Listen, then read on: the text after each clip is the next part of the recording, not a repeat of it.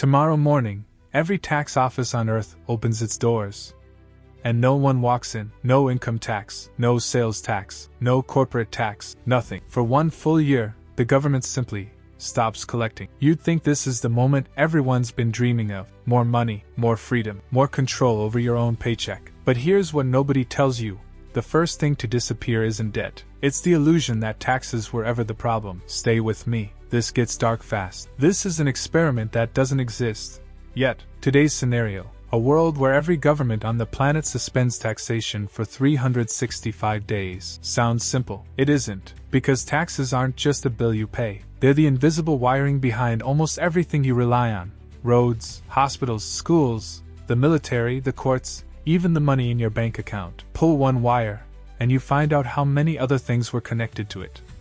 Let's pull it. Day 1. The news breaks. Markets don't cheer, they panic. Why? Because investors aren't celebrating your extra income. They're calculating something else entirely. How does a government function with zero revenue? Government bond prices start falling within hours. Interest rates spike. Suddenly, that free money in your pocket is worth less, because the currency itself is under attack. Here's hook number 1.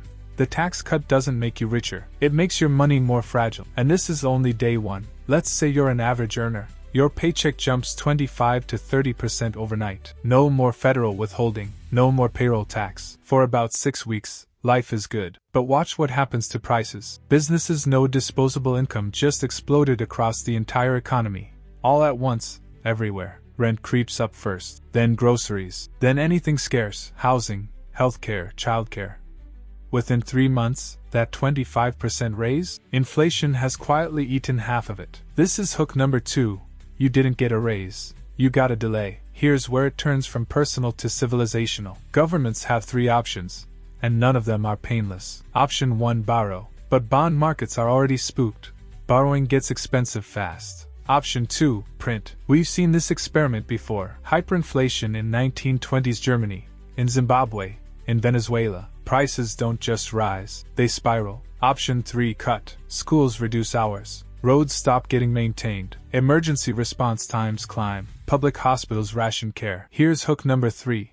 The bill doesn't disappear. It just changes who pays it, and when. Not every nation experiences this the same way. Wealthy countries with strong currencies, Germany, Japan, the US, can survive longer on borrowed time. But countries that depend heavily on tax revenue for basic services face something closer to collapse within months. Public hospitals close, currency crashes, capital flees. The uncomfortable truth: a no tax world doesn't level the playing field. It punishes the countries that had the least room to fall. The gap between rich and poor nations doesn't shrink, it widens fast. With no corporate tax, companies suddenly have more capital than ever. A huge share goes to stock buybacks, executive bonuses, and offshore reserves. Without government oversight funded by tax revenue, enforcement of regulations weakens too. Environmental agencies, labor boards, financial watchdogs, all run on tax dollars. Quietly, corners get cut. Here's hook number 4.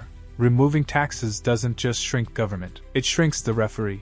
And the game gets a lot less fair, a lot faster. A year passes. The experiment ends. Taxes return. But the world it returns to isn't the one it left. National debt has ballooned. Inflation has permanently repriced everyday goods. Public infrastructure needs years of repair, not months. And the population, having tasted a temporary income boost, now resents the return of taxation more than ever. The irony: the year without taxes doesn't lead to a future without taxes. It leads to higher ones, for longer, to repay what the free year actually cost. Here's what this experiment really reveals. Taxes were never just a withdrawal from your paycheck. They were always a kind of collective bet.